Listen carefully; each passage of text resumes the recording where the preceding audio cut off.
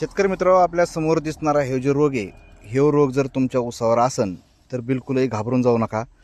तुम्ही फक्त एवढा व्हिडिओ पहा आणि हे व्हिडिओ पाहिल्याच्या नंतर ह्याच्यावर आपण काय फवारणी केली पाहिजे आणि ह्याचे रिझल्ट कसे येतं, खरंच आपण फवारणी केलेल्याचे फायदे होतेत का का औषधाचे पैसे व्यर्थ जातात, हे मी तुम्हाला आजच्या व्हिडिओमध्ये पुराव्यानिशी दाखवून देणार आहे. हे आपल्या समोर दिसणाऱ्या ह्या ऊसावर पांढरी माशीचा अटॅक एकदम भयानक झालता आणि ह्या ऊसावर आपण ड्रोनच्या माध्यमातून फवारणी केली. आपल्याकडं ड्रोन आहे आणि त्या ड्रोनने आपण ह्या ऊसावर फवारणी केली. तर फवारणी केल्याच्या नंतर हे जर बघितलं आपण तर बघा, आता हे पांढरी माशी ना, हे पूर्ण असं निघा लागलं आहे. नाही तर अगोदर एकदम चिटकून राहायचं, पण हे बघा आता हे असं निघा लागलं आहे.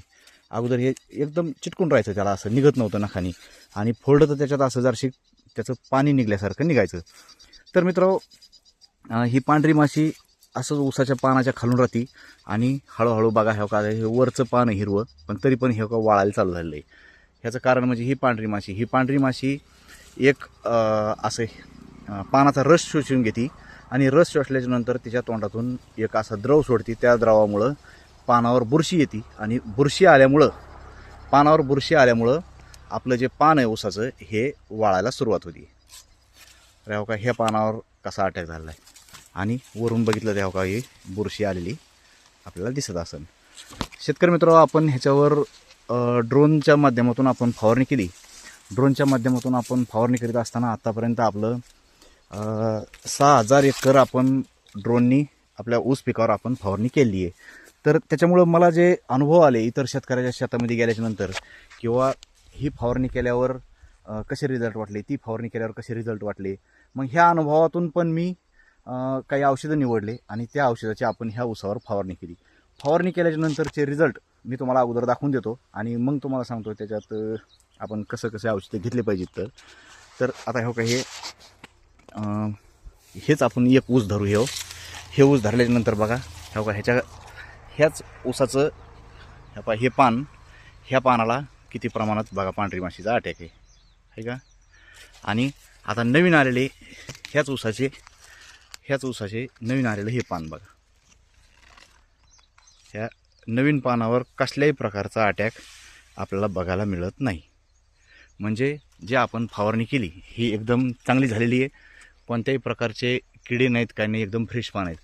नवीन येणारे पानं तुमचे चांगले येते. आता हे बघा, जर हे ऊस जर घेतला तर आपण हे ऊस धरू एक.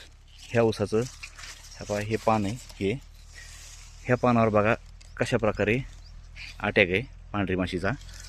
हेच पान बघा, हे पान आणि त्याचा हे ऊस तर आता हे नवीन आलेले फ्रेश पानं बघा.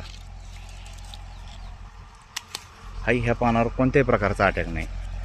हे बघा, हे असं कोणत्याही प्रकारचा अटॅक आपल्याला ह्या ऊसाच्या पानावर दिसत नाही नवीन आलेल्या. म्हणजे जवळपास एक 12 ते 15 दिवसाच्या आसपास आपण फवारणी करून झाले असते. बघा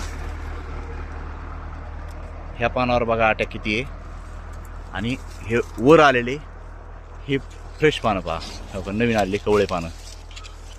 ह्या पानावर तुम्हाला कसल्याही प्रकारे अटॅक दिसणार नाही. ह्याच्या खालचे सुद्धा जे दुसरे 2-3 पानं आहेत ह्याच्यावर पण अटॅक तुम्हाला दिसत नाही, कारण की फवारणी केल्याच्या नंतर लगेच रोग स्टॉप झाला आणि आपल्याला रिझल्ट यायला चालू झाले.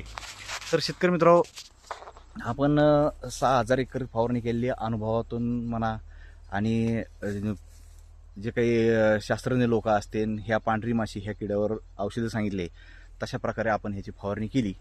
तर मला तरी असं वाटतं की मला व्हिडिओमध्ये जर आपण औषधाचे नाव सांगितले तर भरपूर असे शेतकरी की त्यांना वाटतं की हे औषधाचे ॲडव्हर्टाईज करायला येतं, म्हणून आज मी कमीत कमी आजच्या व्हिडिओमध्ये मी तुम्हाला नाव सांगणार नाही.